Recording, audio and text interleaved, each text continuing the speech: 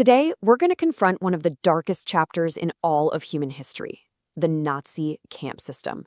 Now, I know this is a profoundly difficult subject, but understanding this architecture of terror, it isn't just a history lesson.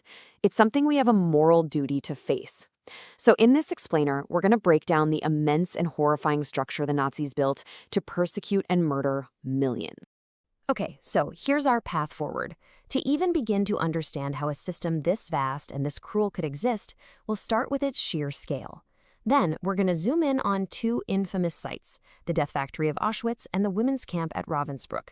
After that, we'll explore what daily reality was like for the prisoners, and finally, we have to confront the liberation and the scars that, for so many, never healed. All right, first things first, we have to grasp the mind-boggling scope of this whole operation. You know, this wasn't just a handful of camps like Auschwitz or Dachau that you might have heard of. No, this was a sprawling, industrial-scale network of terror that spread like a poison across the entire European continent. Between 1933 and 1945, the Nazis and their allies created an estimated 44,000 camps, ghettos, and other sites of incarceration. Just let that number sink in for a moment. 44,000.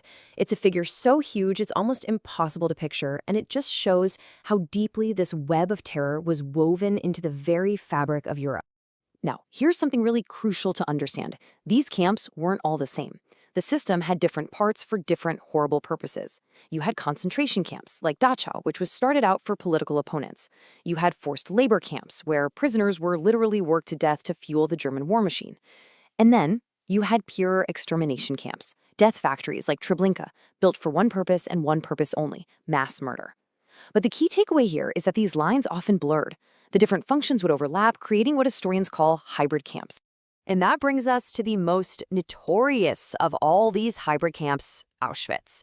It's a place that started as one thing, but evolved into the single deadliest site of the entire Third Reich, a horrifying fusion of a massive slave labor complex and an industrial killing center. You can just see the terrifying acceleration on this timeline. What starts in 1940 as a camp for Polish prisoners just metastasizes. By late 41, with the construction of Auschwitz II-Birkenau, it pivots to become a central pillar of the final solution. And by the middle of 1942, the industrial machinery of death is running at full steam. And it wouldn't stop for a single day until Soviet troops finally arrived in January 1945. Of the 1.3 million human beings deported to Auschwitz, an estimated 1.1 million were murdered there. The vast majority, nearly 1 million, were Jews. But this incomprehensible number also includes tens of thousands of Poles, Roma and Sinti people, Soviet prisoners of war, and countless others who were branded as enemies by the Nazi regime. Imagine, after days crammed into a cattle car with no food, no water, no sanitation, you stumble onto a platform and face the selection. It was this chillingly bureaucratic moment. An SS doctor would just glance at you and with a simple flick of his wrist decide if you lived or died. The children, the elderly, the sick, their mothers, anyone deemed unfit for work were never even registered as prisoners. It's like their existence was just erased the moment they arrived. And those who were sent to die were subjected to one last sadistic deception. They were told to undress that they were going for a shower. Instead, they were herded into sealed chambers disguised to look like shower rooms. The doors were locked, and SS guards dropped pellets of Zyklon B, a cyanide-based pesticide, through vents in the ceiling. You have to understand this wasn't chaotic violence. It was a cold, calculated, industrial-scale assembly line for murder. Now, to understand another side of this system, we need to shift our focus, because not all camps were identical. Let's look at Ravensbrück. It was located about 50 miles north of Berlin, and it was the largest Nazi concentration camp built primarily for women. At Ravensbrück, the prisoners suffered the same familiar horrors: starvation, disease, brutal forced labor. But this camp became infamous for a special kind of cruelty, a place where Nazi doctors twisted the very idea of medicine into a grotesque instrument of torture. The doctors here performed unspeakable medical experiments on women. To test new drugs, they would deliberately slice open women's legs, like they did to a Polish political prisoner named Jadwiga Zido, and infect the wounds with bacteria, dirt, and glass to mimic battlefield injuries. They performed bone and muscle transplants with no anesthesia. They sterilized women with radiation and chemical injections that caused unimaginable, searing pain. This wasn't research. This was torture, plain and simple, just dressed up in the language of science. So, what was it actually like to survive? Minute by minute, day after day. Let's zoom in now on life inside the wire. Because the daily routine, it was a meticulously engineered machine. It wasn't just designed for forced labor. It was designed for the systematic annihilation of a person's humanity.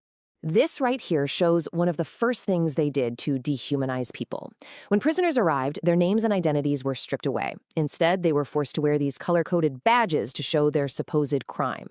A red triangle for political opponents, pink for homosexuals, the yellow Star of David for Jews. This created an instant visual hierarchy, a cruel system designed to sow division and destroy any chance of solidarity among the prisoners themselves.